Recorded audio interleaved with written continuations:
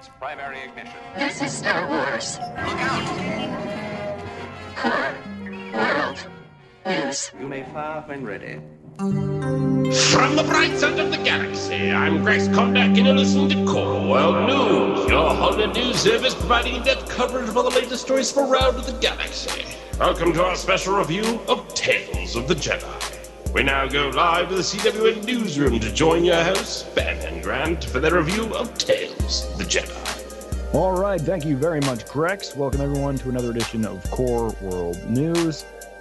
This week, Adam wasn't able to join us here, floating around in the galaxy's core on our space station. I think it was an asteroid maelstrom, and he's stuck in it. He's got to just ride it out. So we'll see him next week. But for now, we got a brand new thing out of Lucasfilm, Tales of the Jedi. So it's very Filoni. It's like we got 6 vignettes.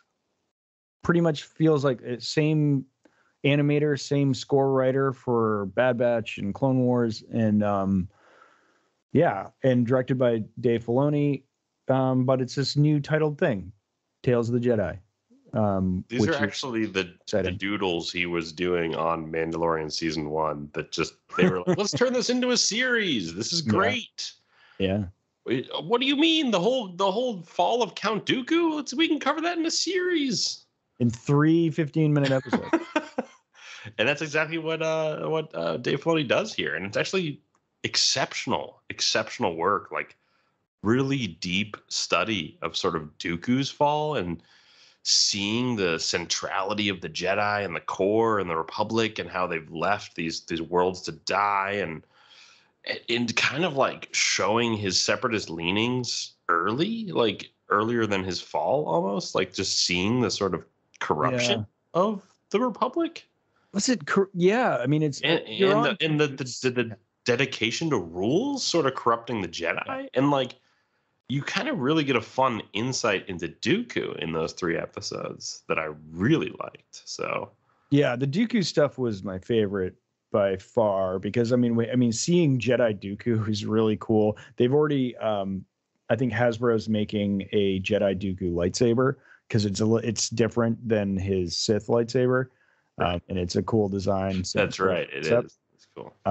Yeah, it is. It's very cool. Just the sort of bizarro switches there, but his relationship with Qui-Gon Jinn, you really get a sense of that, and it's like it's an organic turn where it's just sort of it comes from a place that you're really, I think, like empathetic to it, like sympathetic to, like he's. It's coming from a place where he's like, this place is so corrupt. This guy's killing his own people. We are protecting the people of the galaxy, and this one guy is just like intensely, one senator's crazy, just like gone crazy with selfishness and power hunger, and he's like, and it makes him mad, and Jedis aren't allowed to do that, but we see that here, but it feels, I don't know that I would act any different in that situation, right? It's fascinating. They do try. Dave Filoni does try to generate sympathy for Count Dooku, in the kind of first couple episodes. Yeah, I think it's the third one where the third one featuring Dooku, where you kind of see his full turn and all that sort of stuff.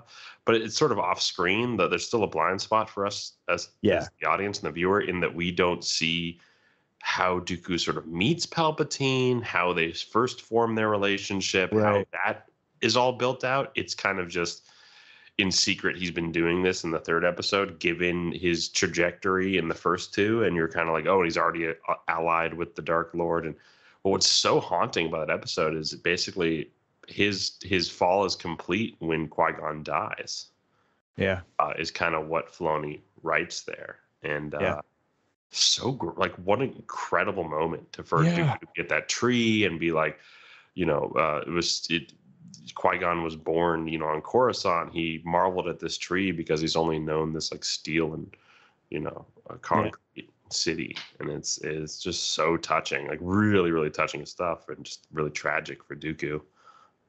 So I thought that was all great, but I mean, and I think this kind of overall story here of what this whole Tales of the Jedi, this season 1 is all about, is I guess sort of the ripple effects of Dooku's actions and how that eventually leads to Ahsoka's, turmoil in her life, basically, and obviously the plans and the clone wars and all that stuff is Dooku's doing, right, with Palpatine. So, and Ahsoka suffers from that, the fallout of that. Her master's lost to it, all this kind of stuff. So that's kind of what this first season tries to do, but I would say doesn't really connect the dots in a way that is that, you know what I mean? Like, it's there's too few dots. Yeah.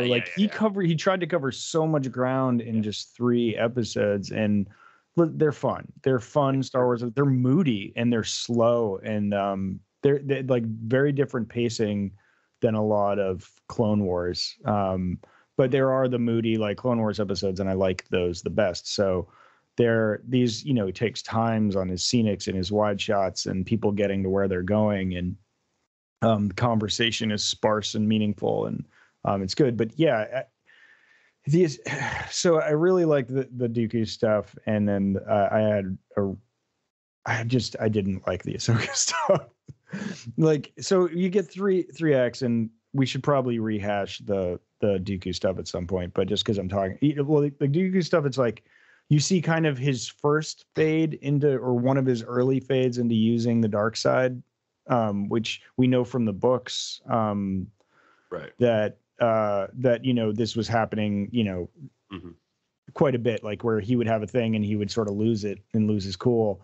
And then the middle chapter was a little more subtle, because I think the main point of that chapter was that he didn't stop doing this. It kept happening over and over again. And he was up for a place on the council, the Jedi Council, a seat on the council, and he was passed over for Mace Windu. And that was that seemed to be the straw that drove him towards the Emperor, I guess. And then we see his ultimate sort of real fall to the dark side, where he had been involved, and then he was 100% in. I mean, technically, he could have been seduced by if you do these things, this is what's best for the galaxy, blah blah blah. But what happens in the final scene? He's there, so that makes sense as kind of a trilogy. I get that. The Ahsoka stuff, I just felt like he picked 3 sort of random time periods there. We get her birth, and she tames a tiger in the forest as an infant, which is cool, but I never needed to hear that story. And then the second one, it was Anakin's a tough teacher. Okay. And then the third one I had massive problems with, because I'm a big fan of E.K. Johnson's Ahsoka novel. And he sort of retconned it and simplified it for mass market, I guess. But in doing so, alienated some characters that were actually representative of some minorities. And it was there's a lot of stuff online talking about that, and we can talk about that more later. But anyways, I just felt like the Ahsoka stuff was a little haphazard, and I couldn't draw a line between those 3 moments at all, really. Yeah. I know there's a lot of upset about that.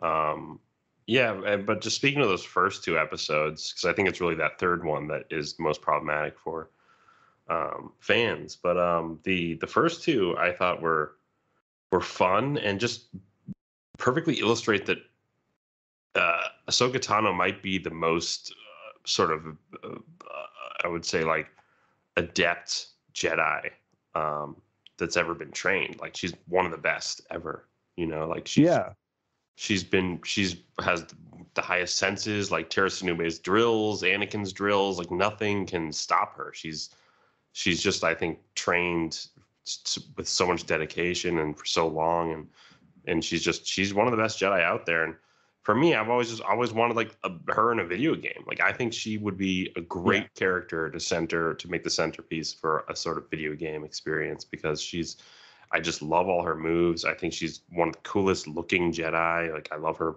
lightsabers. I love her combat style. I just think she's such a fun action Jedi for any sort of action sequence. So the design's beautiful. Togrutas are beautiful. It would just it would look pop awesome on a game too. Wow. I mean, we talked about Jedi Fallen Order. She would have made a great main character for that video game. As she's it's interesting. navigating the world. But now it would be almost like a detective thing, you know. If we get her when she has her lightsabers back, the white lightsabers, then it would be pretty cool. But yeah, I mean, yeah, you're right. That the middle one is great. I mean, yeah, it's sort of like, all right, Ahsoka's awesome in the first episode. Ahsoka's awesome in the second one because she's so earnest and such a good student and like and works harder than everyone. And I mean, the idea of being Anakin Skywalker's like Padawan is a cool idea, right? It's like, man, she learned from the chosen one, like taught her, which is, you know, one Padawan, unless they bring Skykiller back in there. I think that's what's so iconic. That's like almost what's so iconic about her character is that she was trained by Anakin Skywalker. Yeah. So yeah, there's so much story that you can then churn out of that for any sort of, I guess, interstitial, you know, almost near original trilogy sort of era storytelling. There's so much you could do there. Listen, I love Ahsoka. Or just the entire original trilogy. Like, what is she doing during the original trilogy? Like, yeah. Well, it's convoluted because like she time jumped for a while, and I don't really understand. It was like in actually within the 4 years of Rebels, she was sort of like sucked out of time. Yeah, but that sort of doesn't that all take place sort of, but just before A New Hope? Yeah, just before it, and then so there's a time. It's like she has a very short period that's covered. And then she's not going to search for Ezra until after the Galactic Civil War, like. Yeah. Okay, so what's she doing during the original trilogy? Right. To me, there's so much story to mine there, and Vader to be interested with her as well as Luke. You know, like there's something else there. You know, I don't know. There's something. Yeah, there's something there. She was doing something, right? And we don't really know because she kind of. I guess she was with the Rebels right when the rebellion started, right? Or did she? No, she had gone away. Yeah. What's she doing? She's like that rogue Jedi with infinite abilities and infinite compassion. I mean, I think that's what saves her as an infant, right? Is her compassion, which was it was like her mother. But she's now being built into kind of the traveling swordsman sort of character. My read on the character is at this point. Yeah. The sort of like best trained Jedi turned Ronin who's like just traveling from town to town and, you know, trying to do good at the same time, just protect the weak, you know, doing what she's always done in the Clone Wars, which is just throw her heart into the mix of everything she does and sort of protect people. Yeah. She definitely has her own ethos. And by the time we see her in The Mandalorian, it seems like it's really taken shape. And then, you know, by the time she's going on her quest, as we see in the epilogue of Rebels, you know, she's in like she looks like Gandalf. That's right. And that could be a time jump to this Mando era too. I think people forget that the end of Rebels could be in the Mandoverse time, you know, like 7 years post Return of the Jedi, you know? Yeah. Oh yeah.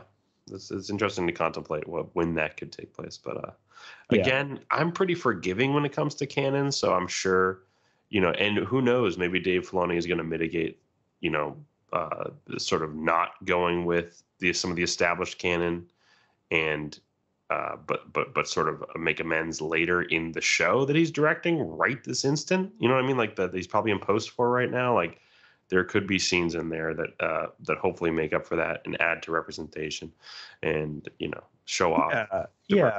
I don't think he's a bad person. I don't think Ahsoka's a bad character. I do think like Dave really leans on his own characters, probably because he has to. He knows he's got full latitude with them. And if he wanted to use any other character or create a new one or something, it's either a lot of work or there's a lot of red tape around what you can do with that character. Mm-hmm. But I mean, my thing, and this is so everyone's got their gripes and they're all valid. You know, their criticisms, you know, so E.K. Johnson's Ahsoka novel is fantastic. You should definitely read it. And it covers this exact period. She's sort of hunted by a what are they called? Not inspector, Inquisitor. Right. And then she has to team with some people, saves them along the way. Then Bail Organa inserts himself and sort of through him, he convinces her to go join the rebellion.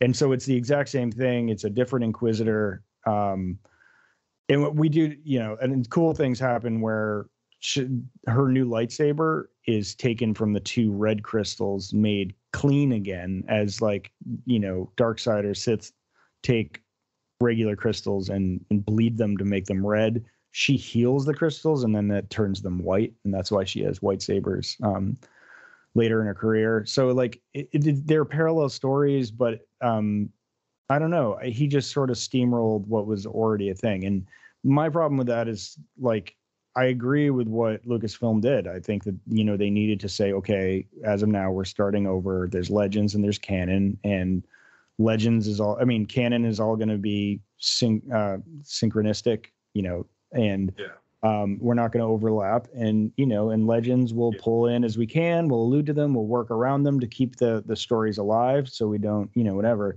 And then just to have canon just be blatantly steamrolled, but twice, really. It's not just this story. He did it with Ahsoka in season 7. There were some minor retconny things that happened. And I'm just like, well, just play by, you made these rules, play by these rules. Mm-hmm. Now, the way that you get around this, the mental gymnastics you have to do, these stories are myth. And, they're 2 different points of view. And these, the story of Ahsoka joining the rebellion is mythological, and this is just a tale. It's not necessarily the truth. The real thing happened in E.K. Johnson's novel, and this is just sort of like a abridged sort of, tale about what's happening. But aren't there other this is a broader discussion about canon, though, and the sort of pliability of canon, and how willing we are to let canon sort of stretch its legs and do other things and explore, new story details in the same, period of time as another story detail had already occurred or been. Right. But I think having one real history is really important to Star Wars. I think it sets it apart from other, series. And I just think it's kind of important to have going forward. And then there are rules and everything's sort of following it. All the content that's come forth on canon has been really compelling and interesting. And I love the expanded universe too. I'll always cherish the stories, but I'm okay with them being like, those are legend stories. I feel like Lucasfilm has been very reverent to those stories. They haven't blatantly steamrolled a lot of that, except for not killing Chewie, which I appreciate.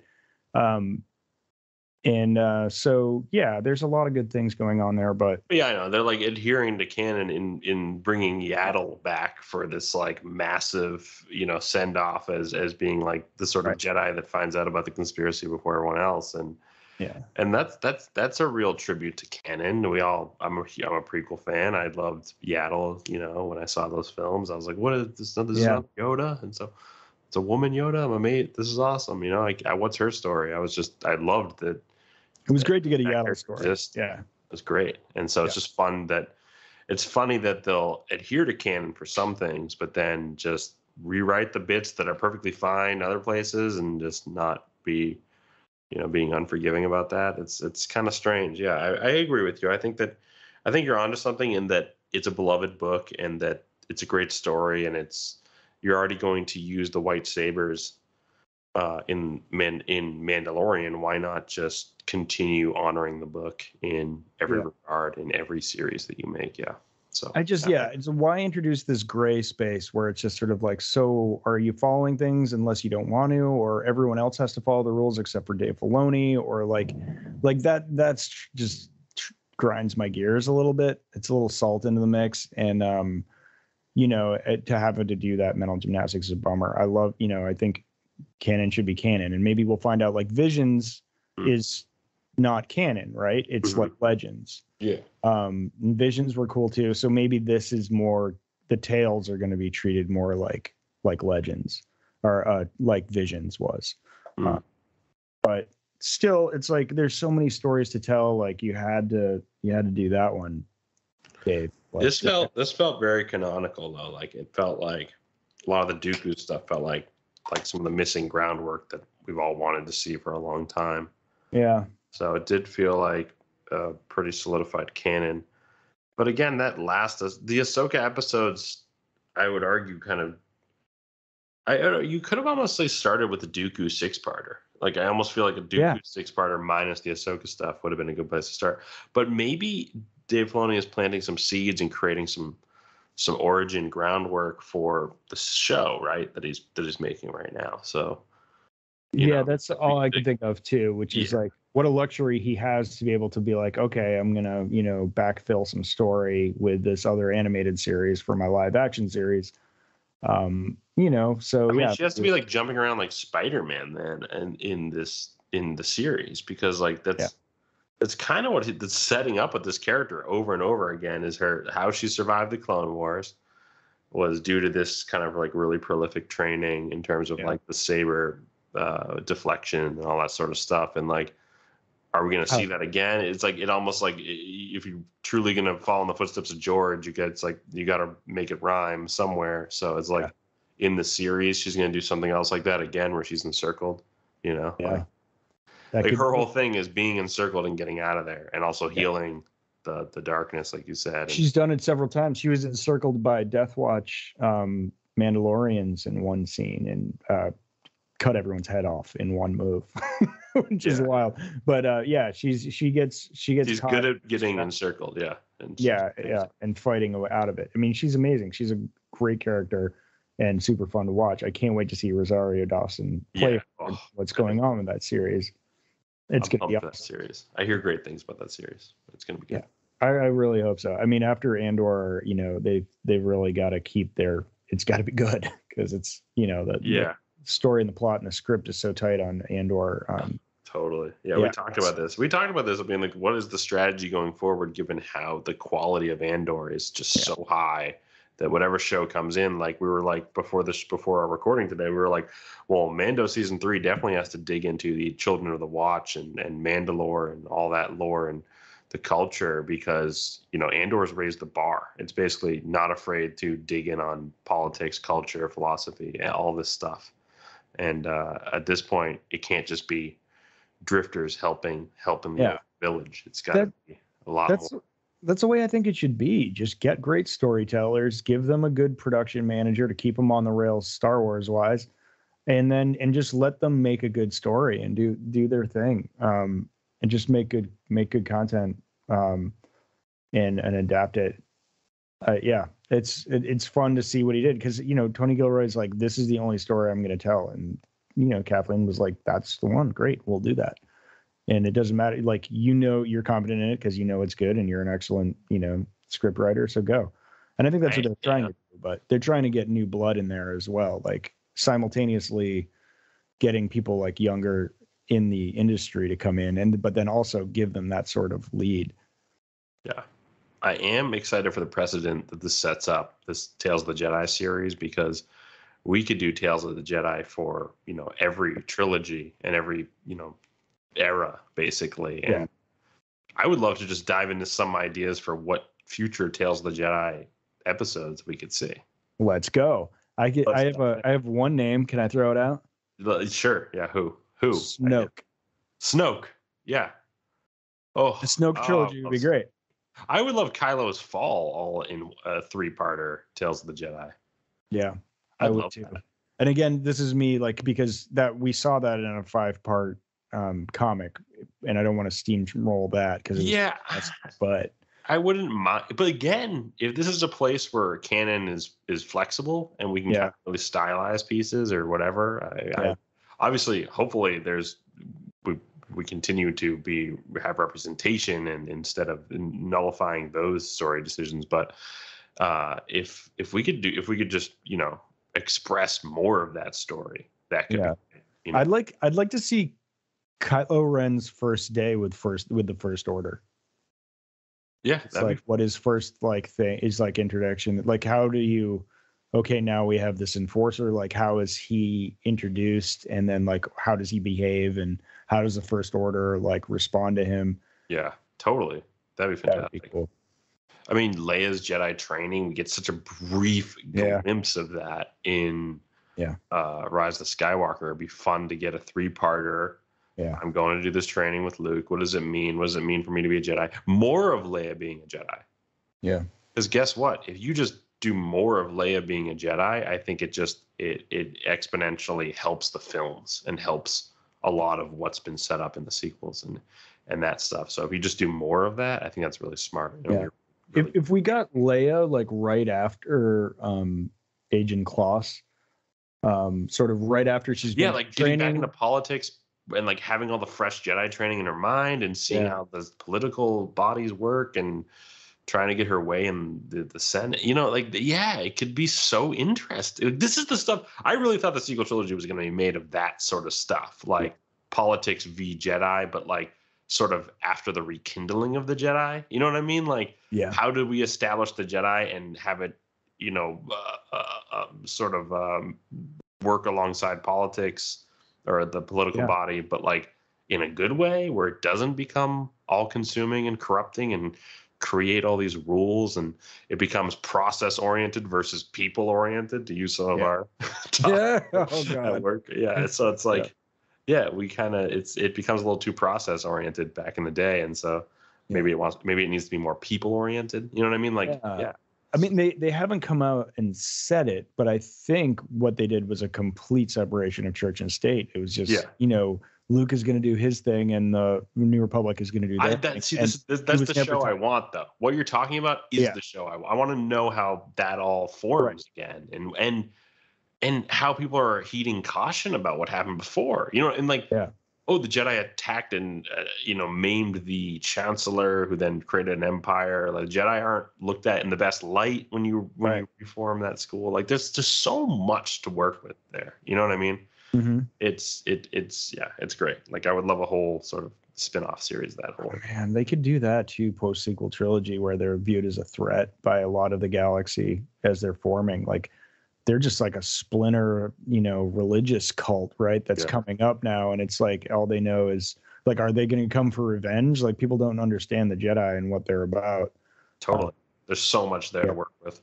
Yeah. I would love that, and if it's Tales of the Jedi and it has to be Jedi characters, like, I don't know. Maybe continue with Ahsoka during original trilogy, maybe Yoda.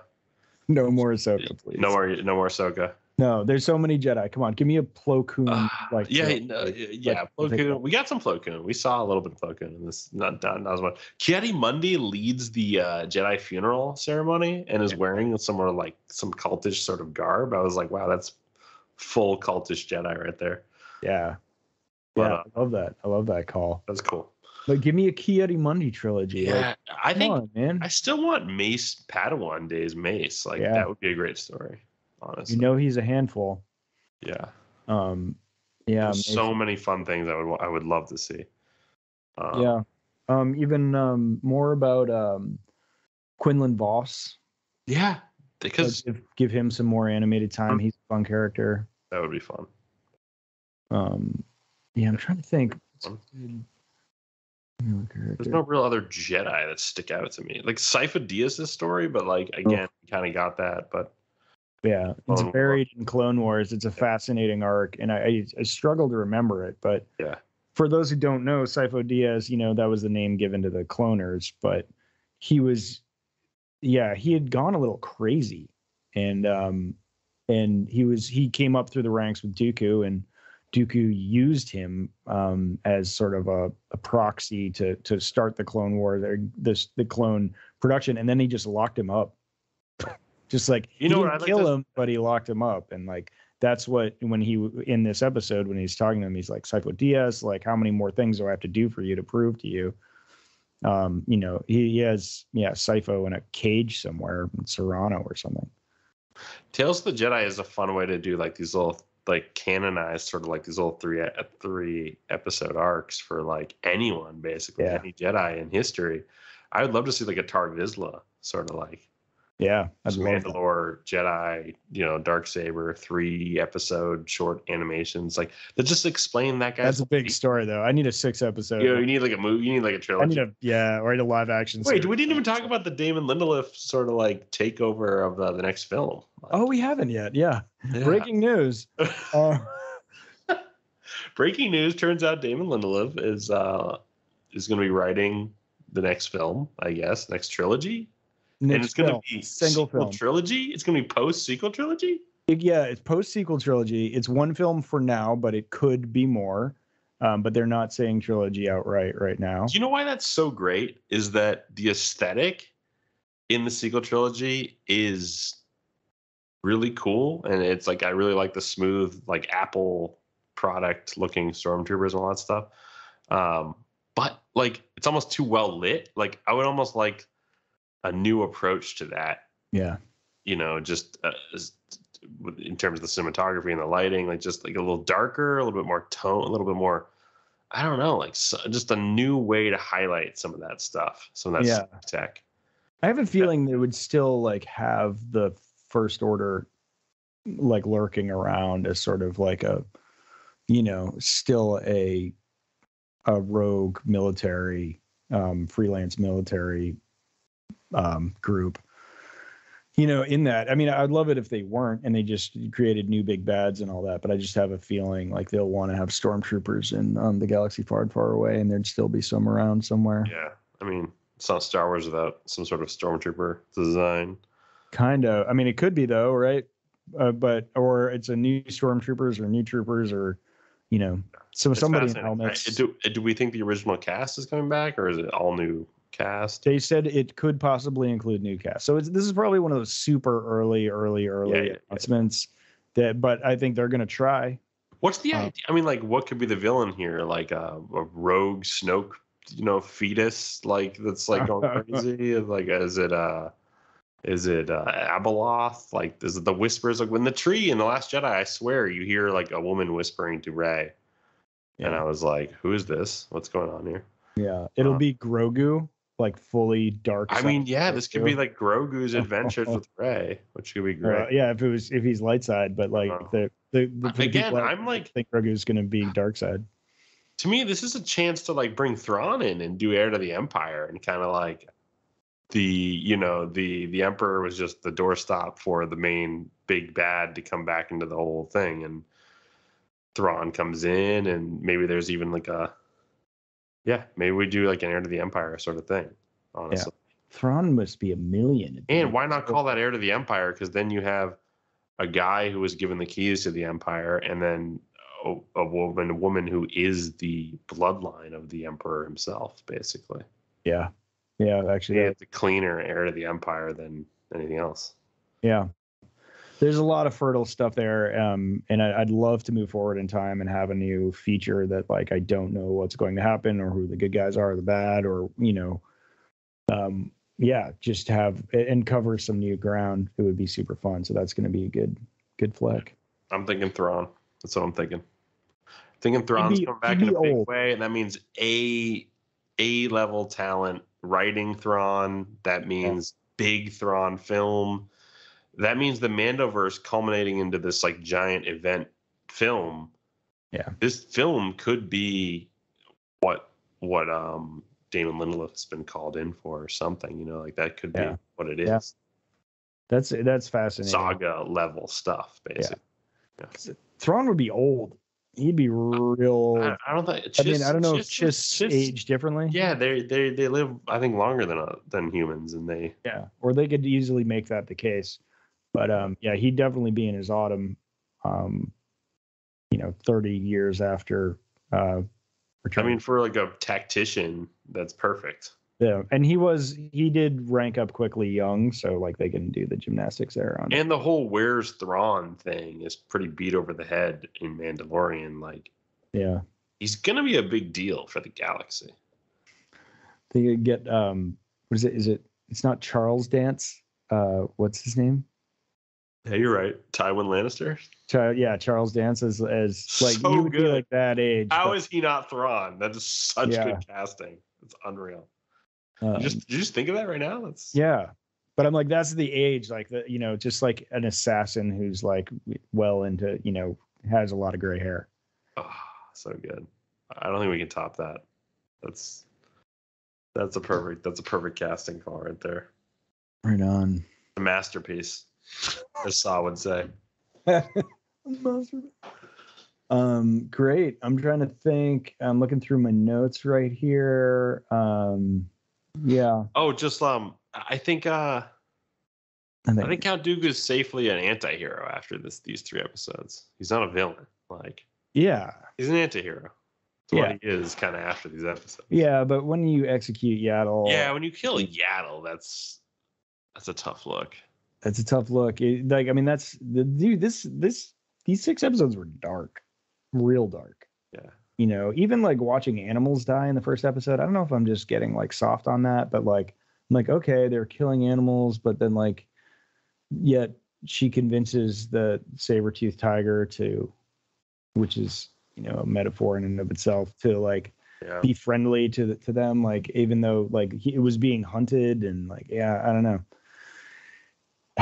It was dark, and then the last Dooku episode was extremely dark because you're rooting for Yaddle. It's the most Yaddle I think we've ever got. And she was like right there when she was in the room, weren't you? I was just like, run away. If she just like runs and tells someone and gets back up rather than confronting 2 Dark Lords. Like she was thinking about it. She was thinking about it, but instead she's like, I'm a Jedi. I act.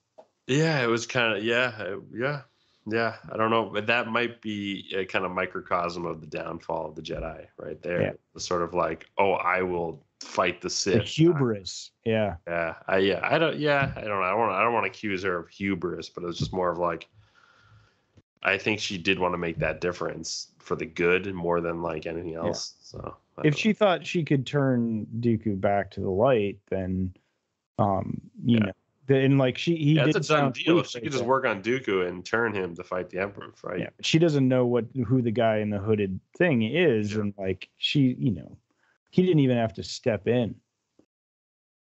It was a great moment when she does lift the door and the light comes in and kind of blinds the Palpatine, or it's harsh. Yeah, that was fun. That was a good little symbolism there. Yeah, they gave her a hero moment, which was good, but it was short-lived. Yeah, and like it's just laying there lifeless on the ground, and then Dooku just final blow right there. That was finisher. Yeah, brutal. Yeah, they're like less you think. And then the episode just like lingers on a wide of like the smoking Yaddle body. I was just like, yeah, this is dark. Like this is a rough episode. Yeah, I mean that might have been why they used the Ahsoka episode. I did cry in these episodes though. Do you know where I got emotional here in these ones? I mean, Yaddle's death didn't do it for you? No, the Yaddle's death surprisingly didn't get me. I'm thinking. All right. I wonder if you also got the feels in this part. Is what I'm wondering. Oh, was it when Qui-Gon died? Oh no, so close. No, or was it like? I was already like, no. It actually happened in kind of a weird earlier part of the where he was like, "Go save your father's life." All right, I guess I can't get. No, mine's it was I think the very end of that second episode, Justice with Dooku and Qui-Gon. He looks over at Qui-Gon and he goes, "You're a far wiser man than myself." Like Dooku tells Qui-Gon he's a wise. That got me. I don't know what happened in that moment, but I was like, this transcends everything in animation at this point. I was like blown away by that. Well, I don't know why. I guess I don't know why that was so profound to me. I guess it's because Dooku is always just so sure about his own abilities, and Dooku says that to Obi-Wan Kenobi, and then like to give a compliment like that to Qui-Gon, and then to really, I don't know. I think knows he's on the wrong path. I think Dooku did love Qui-Gon. I think Dooku did really care about Qui-Gon. Yeah, no, you were right. I mean, that was what turned him when he died, because he was the whole point of that was like, there's a Sith Lord and you're not dispatching the whole Jedi Temple to go descend on this. Like you're just sending my former Padawan. Like that was the sticking point. And I love that detail. Yeah. That was like, that makes a lot of sense. It's like, why wasn't Mace Windu and Yoda and the best fighters in the Jedi Council and the Jedi there on the scene to investigate that, hunting that guy down? Yeah. I mean, Just some stuff from Dooku was just really, really good. Like just a complex character, and those are my favorite characters. The ones that are just brimming with complexities. So that's and it is an echo to what Qui-Gon says to Obi-Wan Kenobi. He does say, like in episode 1 must have been, he was like, I predict you'll be a far wiser and Jedi than I'll be. Yeah. It was just nice to hear him give someone a compliment, just given just his character and how he's portrayed. Yeah. In that first episode, Qui-Gon's a Jedi Knight, right? He doesn't have the Padawan braid, but he's kind of behaving like a Padawan, which is sort of wild. I don't know why. I took it that was those were his Padawan days. But he didn't have a Padawan braid. Maybe just that's also going to Jedi, just Jedi initiate at this point, or just again, Dave Filoni making me do mental gymnastics. Yeah, I didn't really pick up on it. It was Liam Neeson, discernibly, so I was like, okay, this is. Yeah, he's like shaggy hair, like dirty, like he never has changed his look really, like ever. Yeah. Always worn the same Jedi robes. Yeah. Yeah, it's a little like baggy and like dirty, and he's just like whatever.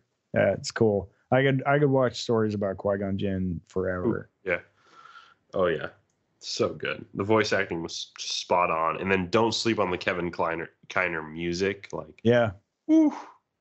Yeah. Just the Dooku music for Dooku's fall and Dooku arrives, and just check out some of those tracks. They're really, really good.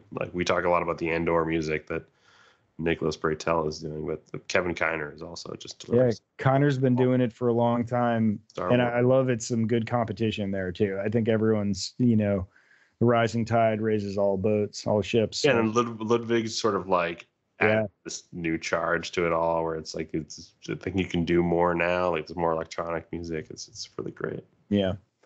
Yeah, no, Kiner did a great job. So, great stuff. All right. So you're not going to go through the roundup for this thing, obviously. No, I don't think so. I don't think we need a roundup for this. All right. Well, hey, great series. We'll look forward to doing a quick catch up with Adam next week to get his insights to all of this, because I know he has a lot of good stuff to say. We be sure to check out our coverage this week of Andor episode 8, Nakina 5. That one also came out. We're just doing them in separate episodes so people can sort of focus and do their thing. And we, don't have a 3-hour long episode. So hope that works for you. Please, give us a 5-star like. If you could do that, that would be super helpful to us on whatever pod listening service you're using. That would be awesome. And we'll talk to you next week. We'll have episode 9. Maybe we got a prison break coming up. I don't know. Should be great. Fun times. Fun times. Can't wait. So we'll talk to you then. Have a great week, and may the force be with you. This is Grex Kondak signing off. For the latest breaking news, follow @CoreWorldNews on Twitter and Instagram. Thank you, and good night. Remember, the Force will be with you, always.